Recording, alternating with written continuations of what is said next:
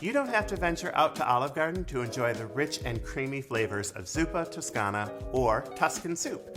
Today, I'm going to walk you through how to make a copycat Zuppa Toscana that is even better than the original.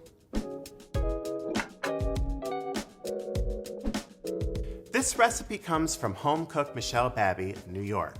It's a nice, rich, comforting soup that uses potatoes, kale, heavy cream, and bacon to warm you from the inside out. To start, we're gonna brown some sausage. I have some mild Italian sausage here. You can use hot Italian sausage if you prefer. You can even use sausage links, but make sure that you remove the casings first. I'm gonna add this right into my Dutch oven. And use your spoon to break it up into small pieces as it cooks and browns. If you want to add a little extra heat to your sausage, you can add up to a teaspoon of red pepper flakes. For a lighter alternative, you can also use chicken or turkey sausage. Okay. My sausage is all browned. I'm going to use a slotted spoon and remove it from the pot onto some paper toweling, just to drain it a little bit. But any fat that comes from the sausage you do want to leave in the pot because we're going to saute our onion right in the drippings. Now I'm going to add my onion.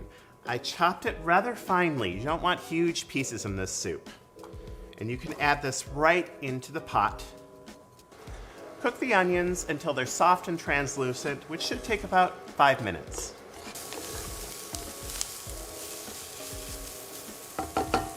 Now that our onions are cooked, we're going to add the sausage right back in with them.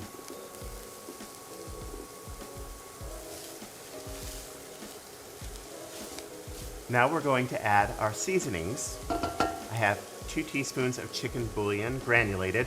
This adds a nice little boost of flavor without adding any extra liquid as you would with the chicken broth. And I'm also adding some black pepper and garlic powder.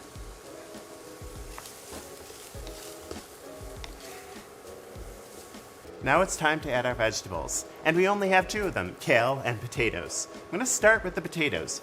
Use a nice medium-sized red potato. Red potatoes are great for this soup because they're a little bit more waxy than a russet potato. They're going to hold their shape and stay very nice and creamy in this soup. Now, to cut these into small, I used about a 1/2 inch size. I've got a little trick here. Because a potato can roll around a lot on the board for you, cut off the sides. And this will save it from rolling and risking you getting cut, which you don't want to have happen.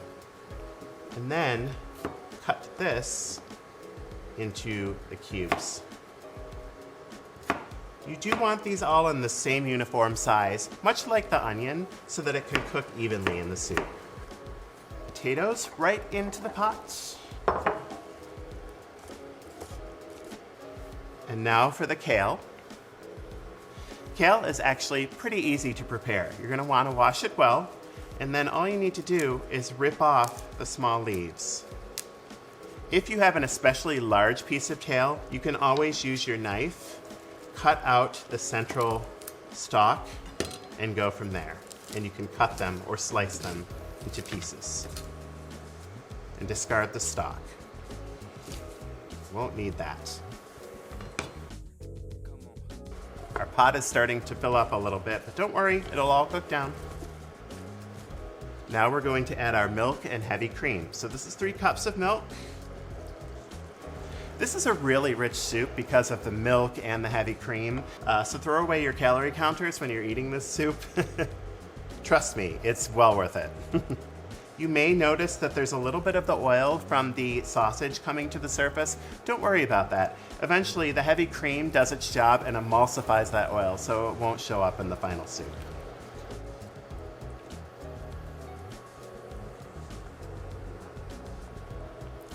I brought this to boiling. I'm going to reduce the heat now, cover it, and let this simmer on low for 10 to 15 minutes until the potatoes are cooked through. Okay, 15 minutes have passed, and I'm going to test one of my potatoes here by sticking a fork into it. It should be nice and tender.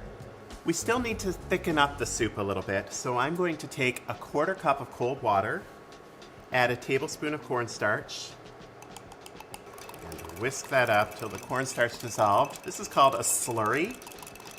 And once this is whisked together, you can stir this immediately into the soup. Heat this up until the soup thickens slightly. Probably only takes about a minute or two.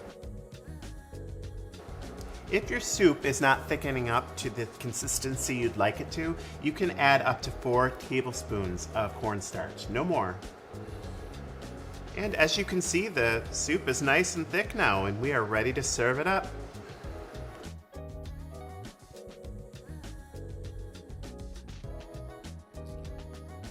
So my soup is all ready to serve in my bowls. I'm going to top it with some optional bacon, but really, is bacon optional?